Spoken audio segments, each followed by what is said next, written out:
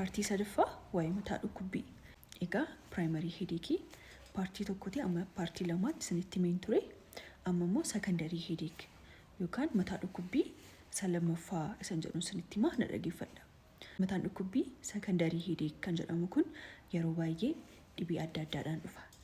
Dhibeewwan mataa dhukkubbii kana nutti fidan muraasan isinitti himaa na dhaggeeffadha. Dhibee akka stroke nutti fiduu danda'a. Dhiibbaan dhiigaa yookaan hypertension kan jedhamu nutti fiduu danda'a. Infekshinii sammuu nutti fiduu danda'a.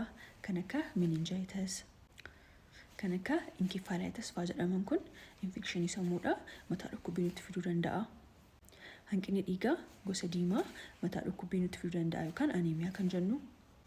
Infekshinii akka TB, busaa fa'aa mataa dhukkubbii nutti fiduu danda'a. Kun muraasadha. Mataan dhukkubbii sababa dhibee biraadhaan kan dhufu hedduudha. Mataan dhukkubbii secondary headache kan jennu kun akka mallattoo dhibee wayiittidha kan ilaallu jechuudha. Kan mataa dhukkubbii primary irraa adda isa godhu sababa dhibee biraatiin yeroo mataan dhukkubbii kun akka mallattootti nurratti argamu secondary headache jenna jechuudha. Fi qabdu taanaan comment section jalatti na barreessaatii wajjin barannaa. Dr. Salaam Tafariin jedhama, ogeettii fayyaati. Follow gochuun dagatinaa.